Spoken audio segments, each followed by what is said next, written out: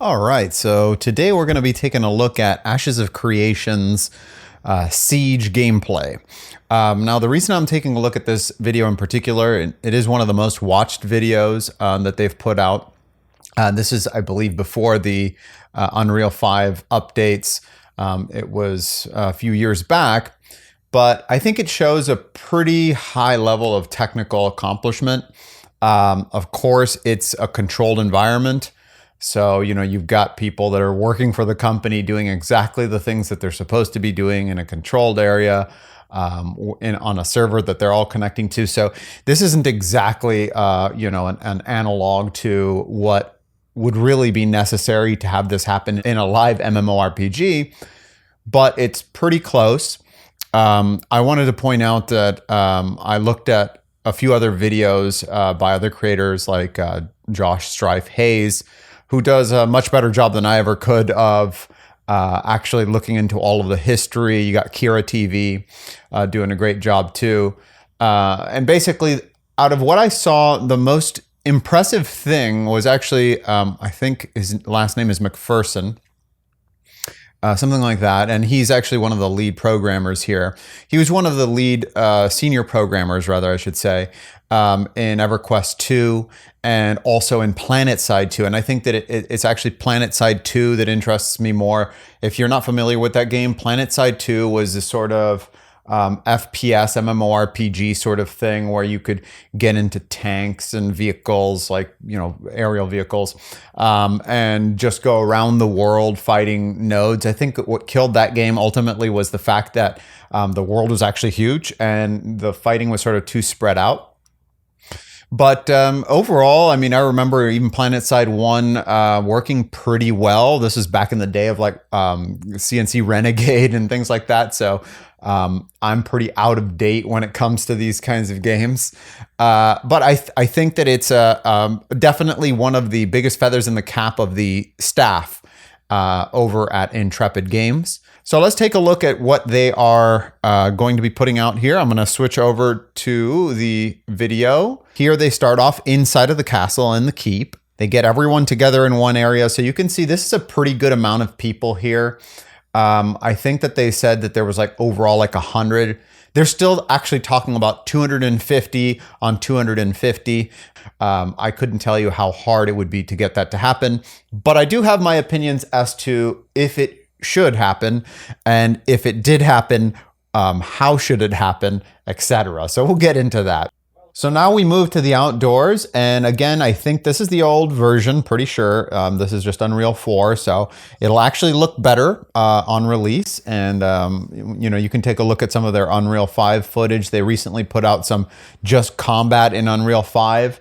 I can't say that particular video impressed me too much from a technical standpoint, but it didn't look bad. Pretty fast combat, so I like the sort of snappiness of the attacks. So now they start off with something that's interesting right off the bat, right? So they're going after this sort of raid mob. It's going to get zerged here pretty much. I don't know if they know their own strategies for their own bosses. Whoever made this boss should have probably been providing instructions, but they just sort of kind of get in there and start trying to avoid damage and do damage.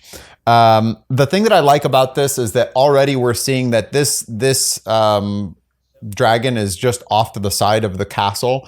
So I'm imagining that this is going to be a sort of optional target that you could go after during a siege to get some kind of a dragon buff, some sort of a bonus. So skipping ahead here, this is a little bit more advanced in the fight against this Elder Dragon of Tundra. As you can see, this health bar is up here at the top, and it's looking like they're not even halfway through. They have been losing some members of the raid. I think this might be the debuffs here underneath the Dragon of Tundra. And this guy just gets iced. That's a pretty cool attack. It sort of surrounded him by ice and then kills him. I think it's like one of these traps on the ground here that if you don't move off of, you just get sculled. And so here comes an AoE attack that's going to send out, and this is wiping some members of the raid for sure. It's going to send out oh, there goes a bunch of breath that I suppose if you're in range of, or if you're in the cone of, you just get destroyed.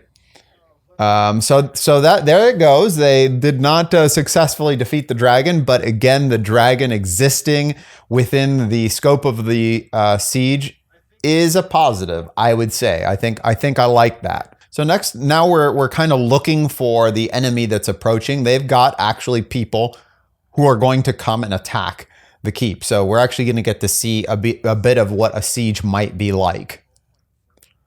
And so they have these ballista up here, and it works just as you might expect. You get a little targeting reticle, you fire, it does massive damage, and the siegers, the ones laying the siege on the keep, are going to get their version of these things. They're going to get trebuchets, probably ballistas, maybe cannons later, that kind of thing. Here they're going to just show some trebuchet. All right, so here they've spotted some trebuchets, which I'm guessing just for cinematic purposes are rolling way too close to the keep. As you can see there, they're just kind of coming across all of the line of the ballistas. Not typically what you're going to want to do with a trebuchet, but you can see here that I think they can attack the driver, they can attack the siege engine itself. Just watching that, there's the driver up there, just kind of crangling his siege weapon through there. There's another trebuchet over there that's actually like firing very short range trebuchets. So maybe that's just how it's going to be. Maybe trebuchets fire like real close range, but you'd expect that they'd at least be firing from the ridge or over the ridge. All right, so now it looks like he's running away because he's wandered too far into sort of enemy territory, and here comes the enemy. There's a few seemingly glitches there as they jump down the hill, and there's Asmongold Bald, maybe something. So maybe that was used to be your boy Asmongold, but he got zerged. So he was running away there, and looks like he just got ganked by Xerxes. I think it looked like a sort of a rogue, but I don't know. He had a spear. He really took him down fast there. So let's get a replay of that. So he's running back here. Here's the enemy, Xerxes. He's at 959 HP. He gets chained, and in 2 hits, maybe he got hit by something else, but he got taken down like that. I mean, that was like hardly enough time to respond. He could have been hit by a trebuchet or something. So that's kind of the problem, right? So when you're talking about sieges, that could have been just maybe possibly the game's in its early stages, and that guy's got an ability that's just completely unbalanced and just ganked him in 2 or 3 hits. Because I'm sure this guy's got good loot. But it could also have been that he just got hit by a stray bolt somewhere. Maybe friendly fire's on. He got hit by a ballista. I don't know. But the point is, he dropped like a ton of bricks, and that's kind of what you can expect when you're, playing around in a siege out there. All of a sudden, you can just get hit by several players all at once. And if one player can kill you in 3 seconds, 3 players can kill you in milliseconds. You'd die before the server knew to tell you that you'd been dead, and you'd just receive a message telling you that you've already died. That'd be your first notice, your first notification. All right, so now we're going to head into some actual combat. So there's still no damage taken. You can just keep an eye on his health up there. I think he may have actually activated cheats now. Oh, no, not yet. Okay, later I think he does just to sort of survey the battlefield.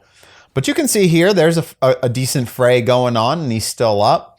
There are some bodies hitting the floor. Let the bodies hit the floor.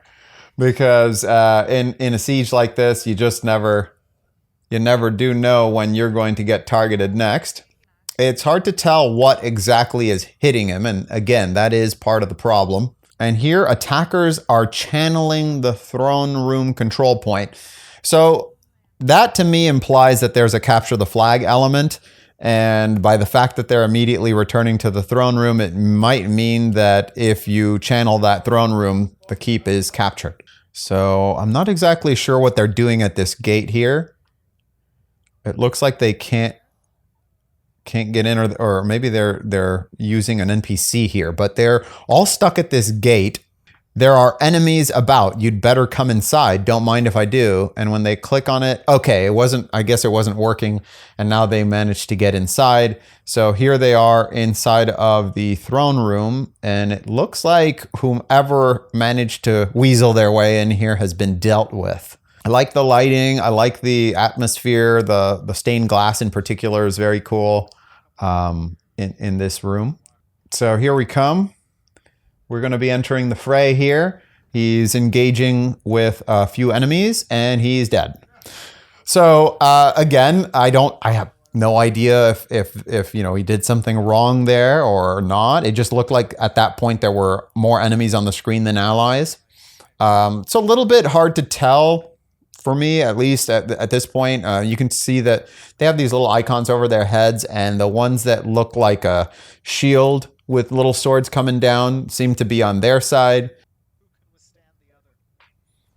Okay, so here they're trying to set up for precisely the thing that I pray the game does not devolve into, which is some kind of, zerg. That guy's T-posing on his mount there, I think, as he was logging out. So there's the zerg, the like rush of one army towards the next. You can see the opponent forming their ranks in the distance. 10-second countdown.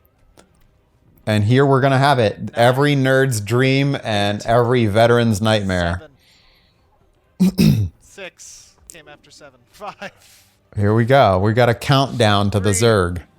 2, 1. For Narnia! Not a bad Leroy Jenkins type scream. And so let battle be joined. So now this guy has 43,000 HP. So I'm guessing he's just, observing. But you can see the chaos ensue.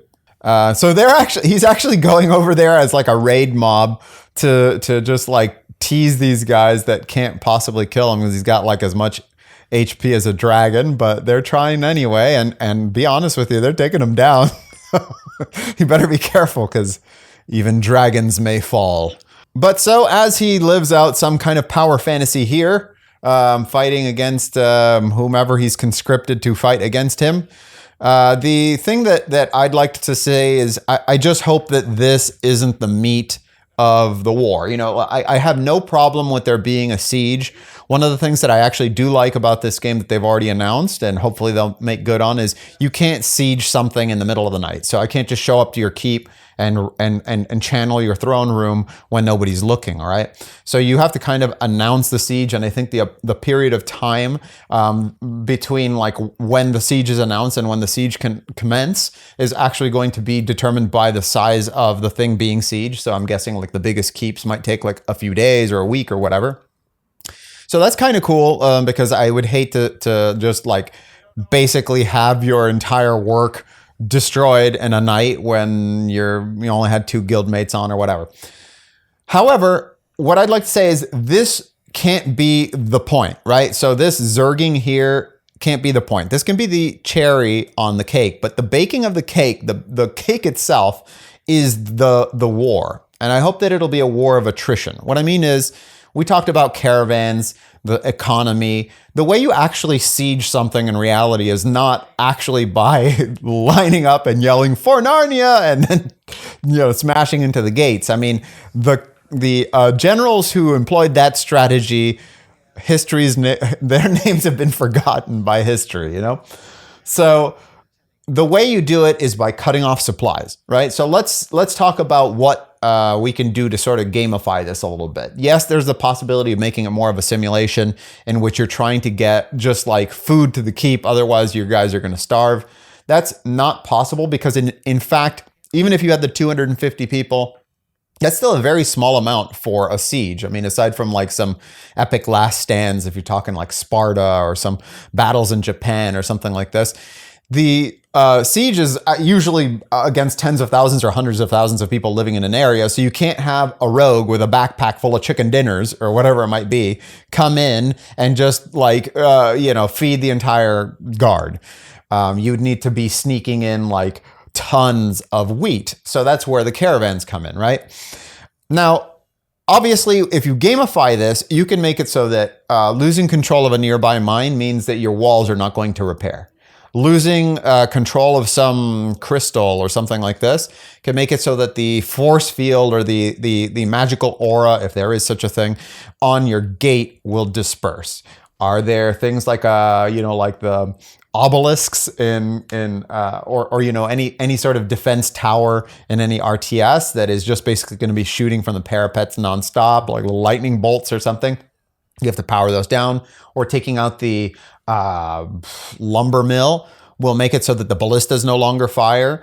The point is, when the siege is about to happen, when the zerg rush is about to happen, it should feel like more of a formality. Like the war has already been lost. And this is the people who are being sieged, the last stand to maybe hold off more or less the inevitable.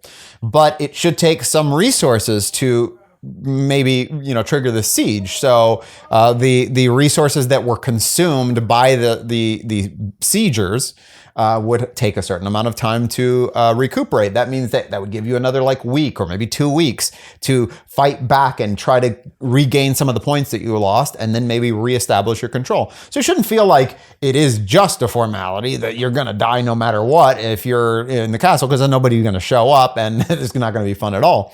But it should feel like the war has been won to an extent, and now you just have to make good on it. Again, it's the cherry on the cake. I hope that that's how it'll be. I'm glad to see that he's getting taken down here, even with 43,000 HP. It looks like he's getting siege weaponed and all this, and chain stunned. So looks like diminishing effects are not in effect yet. I don't know if it's because he's getting hit by a bunch of meteors or if it's that chain attack, but he is taking some dips. So yeah, that's my hopes for this, because I think that the little fights that would happen more organically when you're trying to prevent caravans from reaching their destination, when you're trying to capture strategic points, etc., these are the things that I think would make the game a lot more interesting and fun. I'm optimistic. I acknowledge my own cynical nature, but I hope to move beyond it. And so I'm cautiously optimistic that this game can deliver on at least this promise here: the nodes, the economy, and the sieging, and the intrigue and the politics that come from it. Because if things are taking a long time to develop, if it takes a while for the siege to occur, not just from when it was announced, but how you build up to that siege. If it takes a good amount of time for that to happen, then you can actually form alliances. You can have politicking take place, and you can form, develop intrigue, have YouTube channels covering, like the stories of the people in the world, etc. You can't do that with like a battleground. You can't do that with these things that just happen like this and it's over, an arena. You can have some thrilling combat, but at the end of the day, you really can't develop too much of the meta of the story that develops around the combat. So that's what we're really looking for. And when Joshua Strife Hayes was mentioning that a lot of the modern MMOs and the market is more focused on single player, and this kind of thing is not going to appeal that much to single player, it's not necessarily true. You can have, for instance, the necessity to do gathering missions or quests or dailies of any kind, and that's really what most of these MMOs devolve into anyways, that are not just for you. They're not just for your character, but are for your node, for your country or your whatever. So you can still have some things that would appeal to the single player that participate in the greater narrative. So that single player can still log into YouTube or follow whatever, I don't know, maybe they'll have some integrated things that keep track, that chronicle the actual events within the server. And they can understand that by logging into the dailies and doing this, they're helping their guild, they're helping their nation, they're helping their city-state, whatever it is,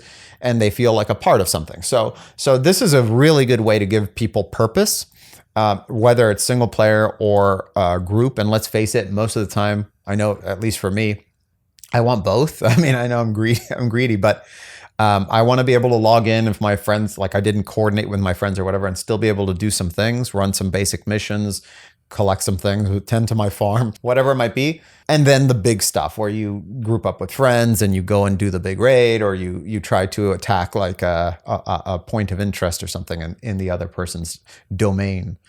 So that's how I see it. I think that technically they show some promise. This is not one of those Kickstarter projects that unfortunately just bite off more than they can chew, or maybe even had no intent of delivering on what was promised. Unfortunately, those do exist, and this does not seem to be one of them. This seems to be a game that potentially may deliver on something. Overhyping it, expecting it to be the end-all be-all of all things is a bit much.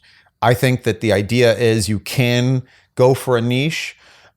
It doesn't seem intuitively possible, and maybe they've actually overextended the budget and the scope of the game to the point where that isn't possible anymore. But a Kickstarter project should exactly be the one that makes that possible, that says, yeah, we can go for a niche. We can go for this type of MMO player, because normally an MMO would cost $200 million and we've got 20 million. So we don't need to make 10 times the budget or 10 times the income. We can just make the small, successful thing that is beloved by a group of people. So that's my take on this. I hope that they will be able to make good on that. Let me know what you think, and please, as always, I respond to all the comments that I can. So also like and subscribe if you haven't, and I'll see you next time.